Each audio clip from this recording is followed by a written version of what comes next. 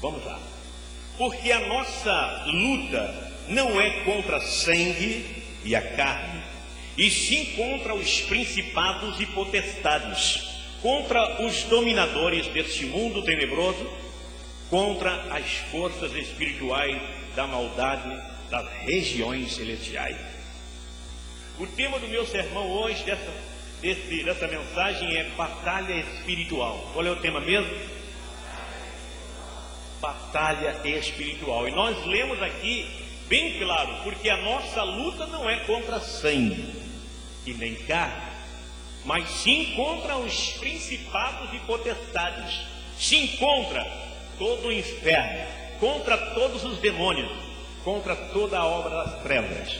Essa é a luta do cristão. Digam amém.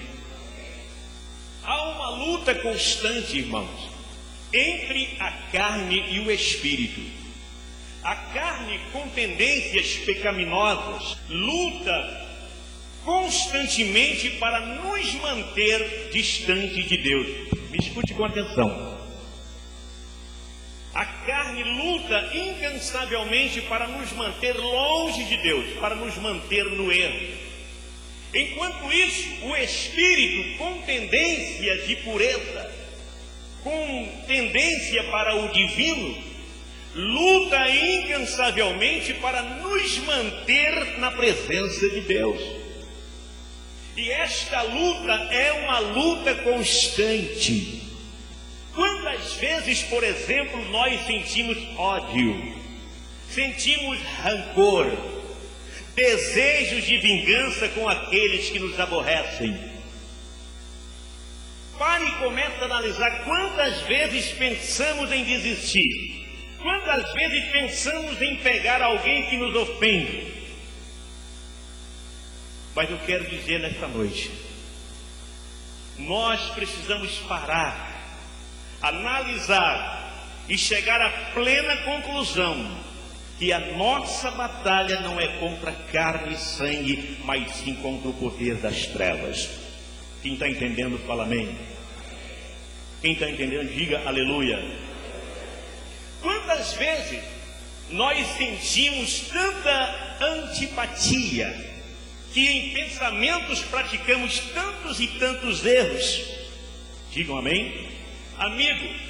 Amigos, nós cristãos, nós evangélicos, precisamos lutar para que as tendências malignas da carne não sejam superiores, mas lutar para que o nosso espírito seja forte, esteja sempre por cima, porque se nós não lutarmos, com certeza a carne vai estar por cima, vai estar no controle.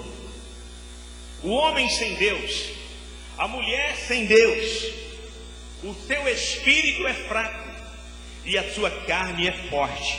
Por esta razão, no meio das pessoas que não temem a Deus, no meio das pessoas que estão longe de Deus, a batalha delas é uma batalha, ou seja, contra carne e sangue, porque eles têm o espírito fraco, a carne está no comando. Então a vingança, as confusões, as brigas, os ataques sempre são relacionados em carne e sangue. É diferente daqueles que conhecem Deus, é diferente daqueles que buscam a Deus, porque nós que somos filhos de Deus, nós sabemos que a nossa batalha, que a nossa guerra é contra os principados e potestades. O homem sem Deus, ele já quer atacar o outro. A mulher sem Deus já quer puxar o cabelo da outra e sair rolando de morro abaixo. A luta do homem sem Deus é carne e sangue. Mas nós cristãos temos que aprender e entender que a nossa batalha é joelho no chão. A nossa batalha é no mundo espiritual. A nossa batalha é contra principados e potestades, porque são eles que usam pessoas para nos ofenderem. Quem está entendendo, fala amém. Quem está entendendo, fala aleluia. A vida do cristão aqui na terra é uma batalha espiritual. A vida do cristão aqui na terra é uma guerra, é uma batalha espiritual. Por esta razão, nós precisamos estar constantemente na presença de Deus. Porque nós estamos na presença de Deus, o nosso espírito está sempre forte. Porque a tendência do espírito é se aproximar de Deus. A tendência da carne é afastar de Deus. Por essa razão eu tomei como tema desse sermão, batalha espiritual. Porque a nossa vida, a vida do cristão na terra, é uma batalha constante no mundo espiritual. Preste bem atenção no que eu vou dizer. Os demônios nos odeiam. Os demônios odeiam o povo cristão. Os demônios odeiam o povo evangélico. A função deles é roubar. A função deles é isso: roubar, matar e destruir. E as pessoas que não conhecem Deus não abrem os olhos, não acordam para entender que estão sendo cobaia nas mãos dos demônios. Os demônios fazem o que querem com as pessoas que não têm Deus. O diabo faz o que quer com aquele que não quer nada com Deus. Mas nós evangélicos precisamos entender que a nossa batalha não é força e nem violência, mas é pelo poder da palavra do Todo-Poderoso. Quando nós passarmos a entender que a nossa batalha no mundo espiritual, nada jamais nos vencerá, somos invencíveis, porque sobre nós está o maior poder, que é o Senhor, o Deus Todo-Poderoso. Pode aplaudir mais forte.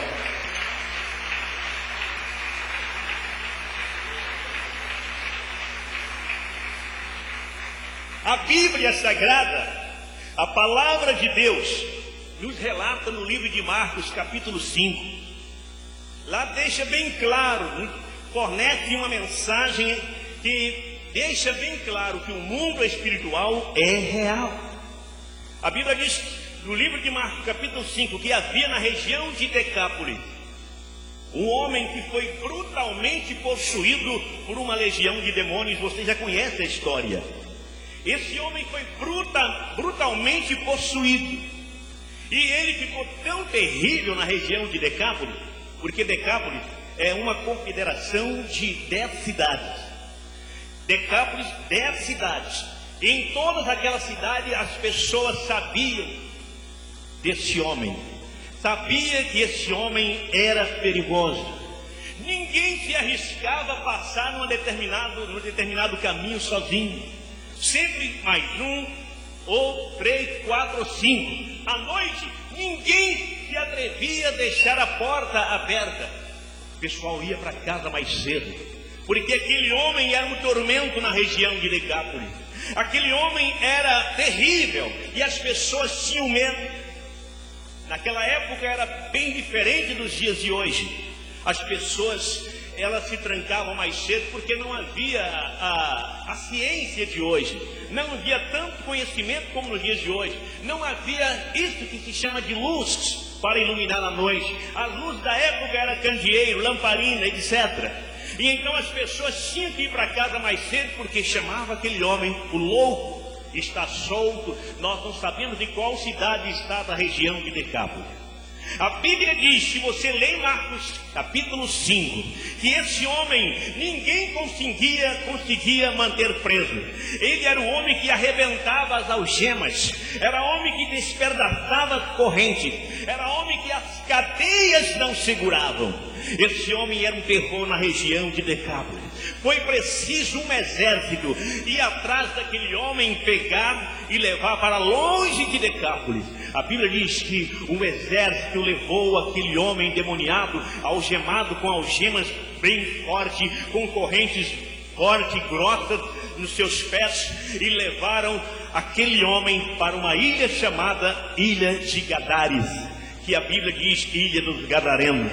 Essa ilha chamada Ilha de Gadares recebia de vez em quando pessoas que não tinham solução, recebiam pessoas que na verdade não tinha mais jeito, pessoas eram jogadas e ali morriam.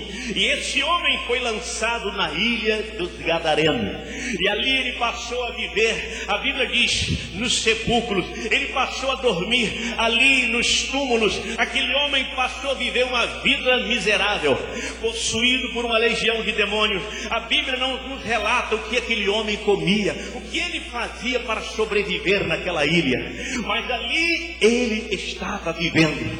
cabeludo, barbudo, roupas rasgadas, sujo e imundo. Aquele homem estava ali abandonado pela família. Aquele homem estava naquela ilha abandonado pelas religiões. Os pregadores da época, os sacerdotes da época não